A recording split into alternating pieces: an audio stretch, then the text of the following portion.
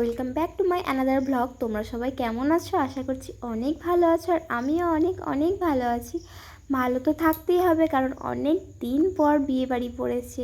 আর বিয়েবাড়ি পড়লে মেয়েদের মনের মধ্যে একটা আলাদাই আনন্দ জেগে ওঠে, তাই না?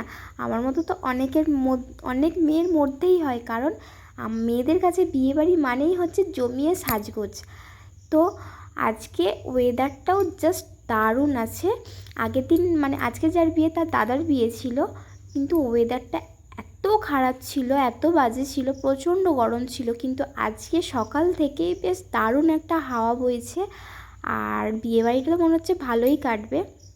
আর বিকেল থেকে আবার বৃষ্টি হওয়ার কথা আছে, বৃষ্টি হলে তো গেল।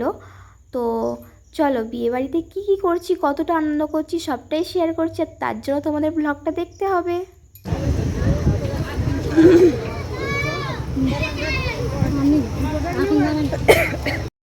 সাজুগুজু করে বেরোতে বেরোতে অনেকটা লেট হয়ে গিয়েছিল, আর বেরোনোর পরেই আমি চলে গিয়েছিলাম, মানে আমি আর দিদিভাই চলে গিয়েছিলাম ফার্স্টে খেতে। তো এই দেখো,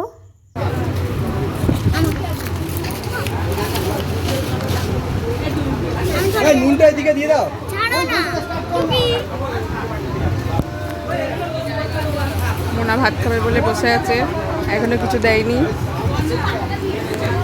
আর খাওয়া দাওয়া করার পরেই ছিল কনের গায়ে হলুদ, মানে কিছুক্ষণ পরে হতো। তো চলে গিয়েছিলাম ওর কাছে। ওর এখানে কিছু রিচুয়ালস ছিল, এই যে মানে মেয়েদের বিয়ের আগে এখানে দেওয়ালে কী সব আঁকতে হয় না, তো ওকে এখানে আঁকতে বলেছিল। মানে কি বলছিল ঠিক বুঝতে পারছিল না, আর শব্দ হচ্ছিল, তাই ও বারবার জিজ্ঞাসা করছিল কিভাবে করব। ওকে বললো ওখানে একটা টিপ দিয়ে দে। তারপরে এই দেখো ঠাকুরমশাই বাকিটা নিজেই করে দিয়েছিলেন, আর ওকে করতে হয়নি।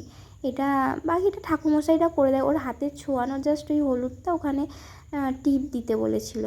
আর এই দেখো তারপরে আমরা এখানে চলে এসেছিলাম ফটোশ্যুট করতে। তো আমি এখানে আসতাম না, ও আমাকে বললো যে বৌদি তুমিও থাকো। তো আমি এখানে এসেছিলাম। তো ফটোশ্যুটটা কমপ্লিট হয়নি, তার মধ্যেই আবার গায়ে হলুদের জন্য ডেকে নিয়েছিল, আর আমাকে এখানে রেও হতে বলেছিল। তো মেয়েদের বিয়ে হলে অনেক রেওর দরকার হয় না, 5টা 7টা 9টা মানে যে যেমন করে। তো এখানে মনে হয় আমরা 5জন বা 7জন রেও হয়েছিলাম, তো রে হওয়ার জন্য ডেকেছিল।